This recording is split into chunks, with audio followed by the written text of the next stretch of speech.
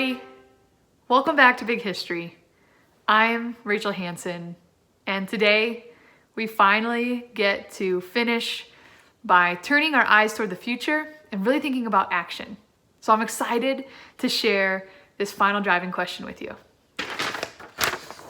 How can we work today to solve problems that will affect future generations? What can we do? We've identified so many problems this week facing humanity, and that can feel overwhelming. So what actions can we take today that will make life better for future generations? These are big problems, but even the smallest actions can help. We have to get started somewhere. We've got a big world that has a lot of changes it needs. I mean, it could be as simple as walking more, riding your bike and driving less, or carpooling. It could be using fewer single-use plastics. Or even, like when you go to the restroom, instead of tearing off 2 or 3 paper towels, you just take one. I mean, you know that if you fold the paper towel in half, it creates interstitial suspension between the folds, right? The droplets they're trapped in here. And you can actually just use one paper towel. You should go try it. One paper towel, fold it in half, and you can change the planet just with one towel. How cool is that? Now, the thing about affecting change is that often it just starts with us reflecting on how our actions impact other people. And in order to do that, to understand how we're affecting others, we need to start with empathy. And that's our word of the day. Empathy.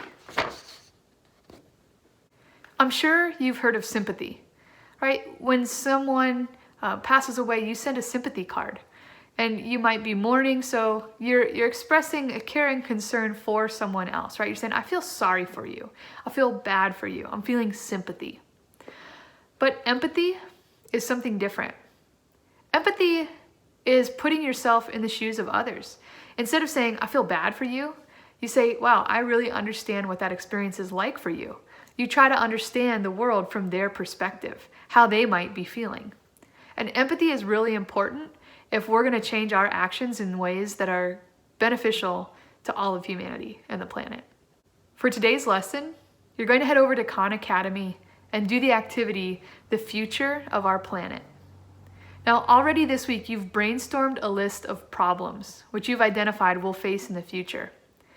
Today, you need to select one and generate some solutions. It's finally time to think about taking action. So go think, reflect. What's an important problem and how could you work to solve it? I'll be here when you get back. Hey, welcome back. Okay, so now you've got your solution. And in your historian's journal today, we're going to bring this home personally to you in your community. Earlier this week, you brainstormed a problem that exists. Today, I want you to think about how could I help to solve this local problem facing our community? And so look at that list and look at the things that you've been thinking about and reflecting on this week and start to put an action plan in place. Who could you talk to in your community to learn more about this issue? Whose voice is missing from the narratives that you've read in the newspaper? Who should you talk to? Who should you interview? Use your empathy. And then think about what other organizations in your community are working to resolve this problem. How might you be able to work with them? And think about your own individual talents. There are things that are unique to you that you bring to the table. What do you have to offer?